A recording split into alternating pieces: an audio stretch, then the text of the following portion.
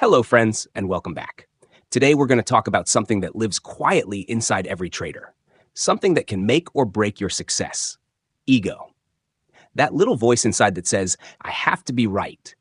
The feeling after a few wins that makes you think, I've finally figured it out. But the truth is, ego is one of the biggest reasons traders lose money. And most of the time, we don't even realize it's in control. In this video, we'll explore how ego affects your trading decisions and how to handle it, with real lessons taken from some of the most powerful trading psychology books ever written. You'll hear insights from Trading in the Zone by Mark Douglas, The Daily Trading Coach by Brett Steenbarger, The Disciplined Trader, Mastering the Trade, and The Art of Trading by Christopher Tate. Each book brings a unique view, but the message is the same. To win in trading, you must learn to let go of ego and trade with calm, focused discipline. So sit back, relax, and make sure you listen till the end.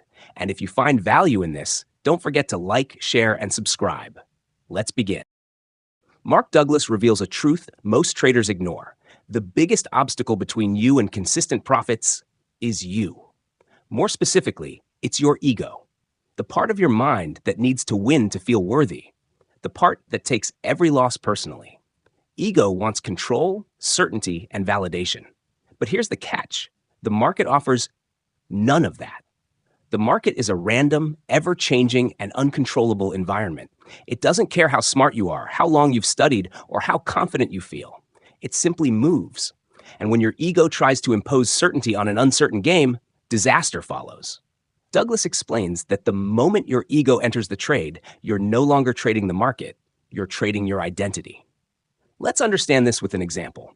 Imagine you take a trade. It goes against you. Now, instead of accepting the loss and moving on, you say, this can't be happening.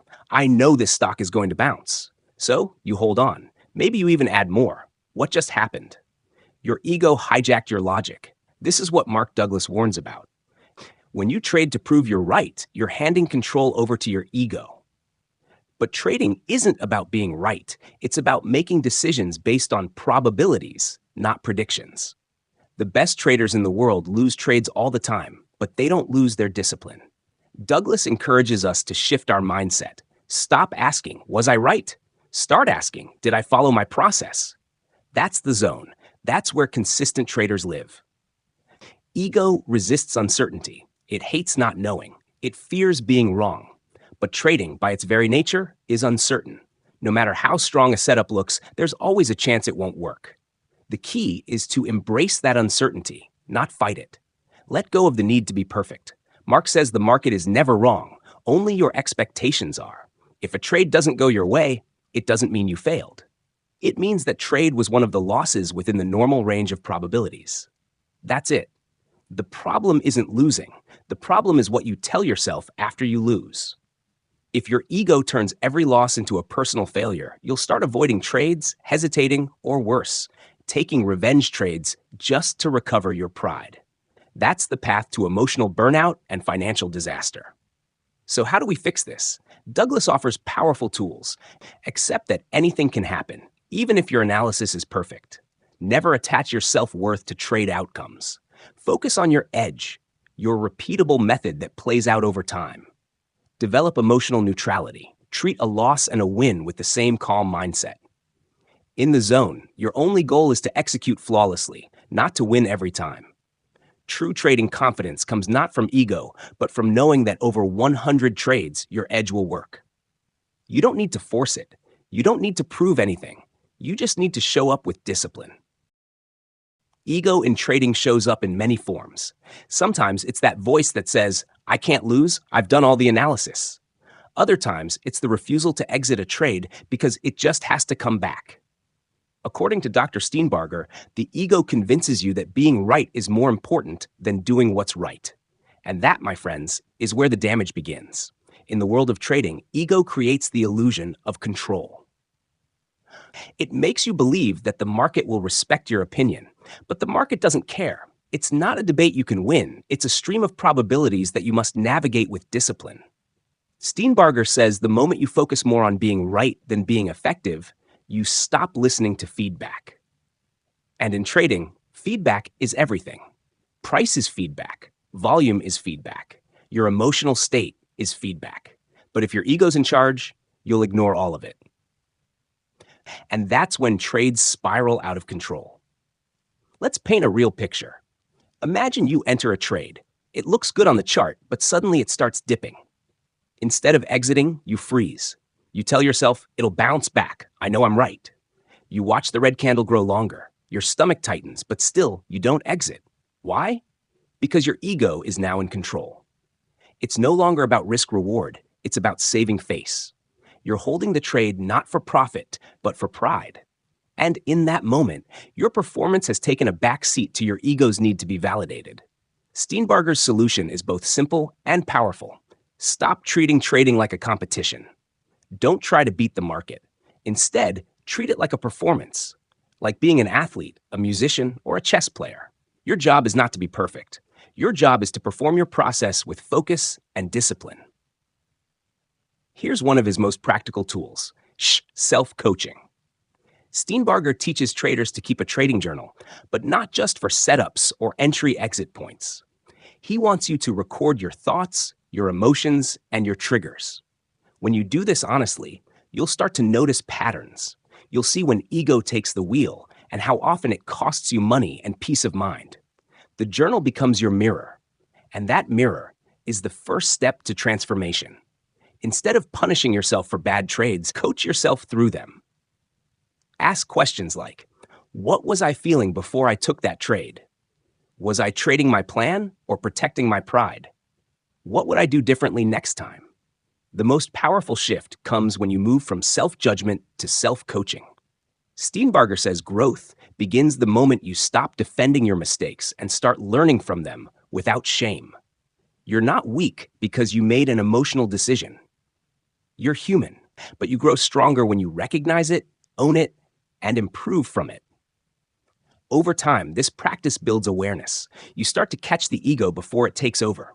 You stop trading to prove something and start trading to follow a process. That's where consistency lives. Ego says, I need to be right. The trading coach inside you says, I just need to do what's right. So next time you're tempted to fight the market or force a trade, pause and coach yourself through it. Let go of your ego and rise as your own guide. In The Disciplined Trader, Mark Douglas explains that most traders don't lose because they lack technical skills. They lose because they can't emotionally separate their self-worth from their performance. In other words, they trade with their ego. When the ego is involved, every win feels like a personal victory, and every loss feels like a blow to the heart. Instead of seeing trading as a game of probabilities, the ego treats it like a test of identity. If I lose, then I'm wrong. And if I'm wrong, I've failed. This mindset is dangerous because it blinds you to the truth of trading. Losses are normal. They are part of the game. Douglas says that as long as you tie your personal value to trade outcomes, you will never achieve true consistency. Why? Because every decision will be clouded by emotion. You'll hesitate. You'll hold losers too long. You'll jump into trades out of frustration. And all of it is ego trying to protect itself. Let's understand this with an example. You've had 3 losing trades in a row. You're frustrated.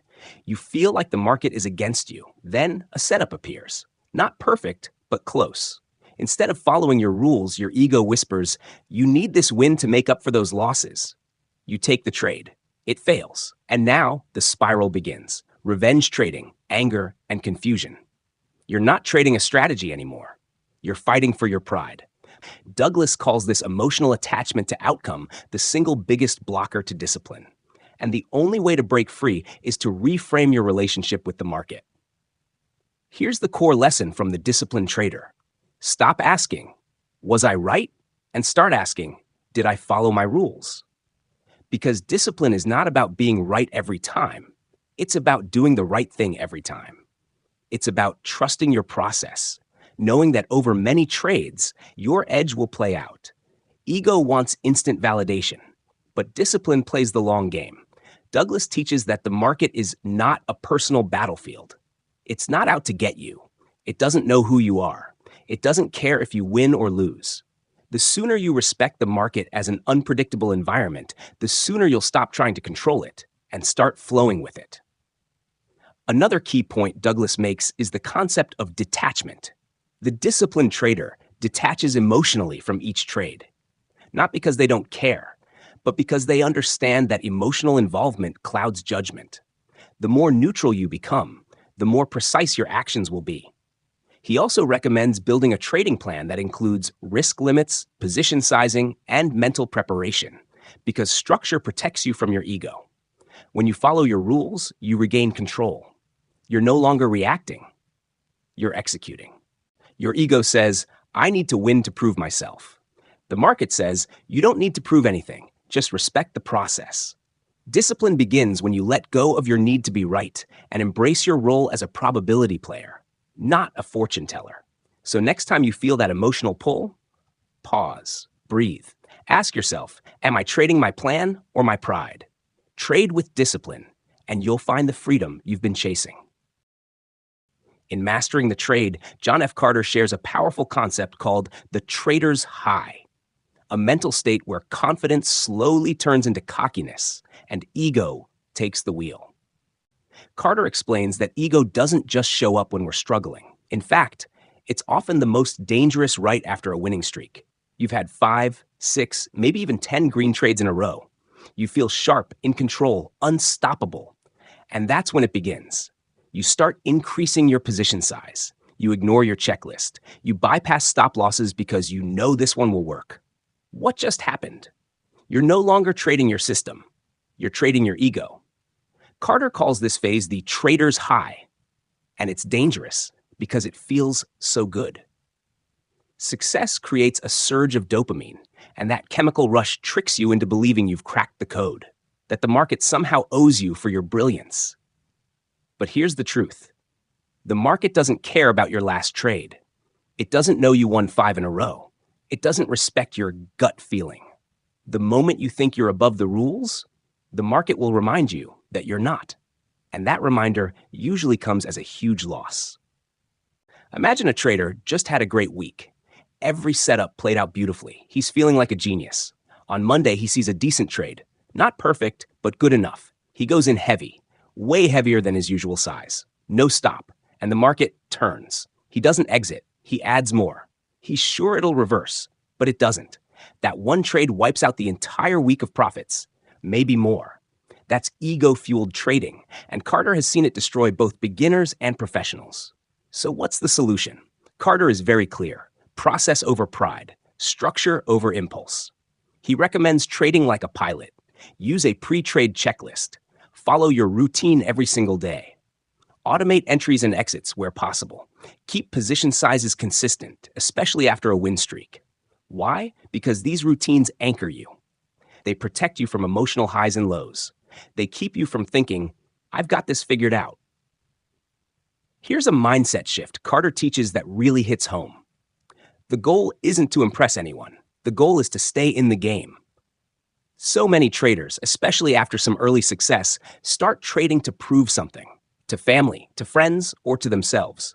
But that pressure to keep winning often leads to impulsive trades and emotional decisions. Carter urges you to remember this. Trading isn't a performance art. It's a risk game, and the player who survives the longest wins. He also emphasizes the importance of humility. True professionals don't get overly excited about wins, and they don't panic about losses. They stay level-headed.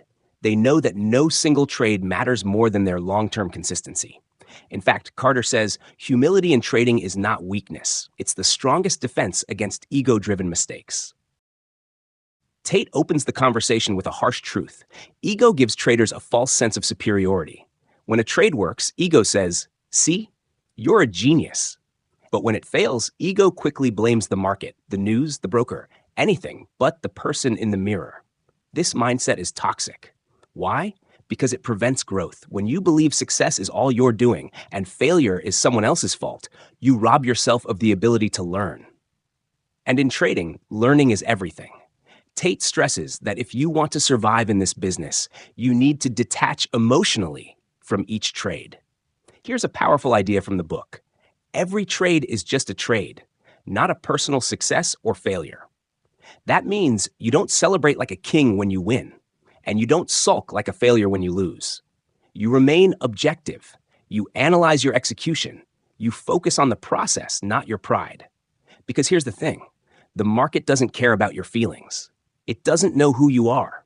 It doesn't reward brilliance. It rewards discipline and patience, and punishes arrogance and overconfidence. Now let's talk about the illusion of being right. Ego wants to be right. Ego needs to be right. But the market doesn't work on certainty. It works on probability. So, when you anchor your identity to being right, every loss feels like a threat to who you are. That leads to revenge trading, emotional decisions, and risk-taking just to prove a point. Tate says this clearly. The best traders are not the ones who are right the most. They are the ones who manage being wrong the best. The ability to take a loss and move on without shame, anger, or fear is what separates amateurs from professionals. So how do you tame your ego? Tate offers some powerful methods. First, treat each trade as an isolated event. Don't bring yesterday's emotion into today's decision. Don't chase losses or ride high on wins. Second, keep a journal. Not just of trades, but of your emotional responses. When you document your feelings, you'll start seeing patterns. You'll notice where ego sneaks in and when it hijacks your decision-making. Third, stick to your trading plan no matter what. Your strategy exists for a reason. Don't abandon it in the heat of the moment. Ego loves to take shortcuts. Discipline sticks to the map. Tate also reminds us that trading success isn't glamorous. It's not about making bold calls or predicting the next big move. It's about doing the same thing over and over with calm, consistent execution, even when it's boring. He says, letting go of ego means embracing uncertainty. It means being okay with being wrong and trusting your system regardless. Because ultimately, trading is not a battle between you and the market. It's a battle between you and yourself. If there's one thing we've learned, it's this. Ego has no place in trading. It doesn't matter how smart you are, how many charts you've studied. The market only rewards those who stay disciplined, humble, and honest with themselves. Every great trader had to face their ego, and every step toward growth begins with awareness. So take these lessons to heart. Watch this video again if you need to, and start noticing when ego shows up in your own trades. If you found this helpful, don't forget to like, share, and subscribe to the channel. Because here, we don't just talk charts, we master the mindset behind real success. Thank you so much for watching. Take care, trade well, and I'll see you in the next video.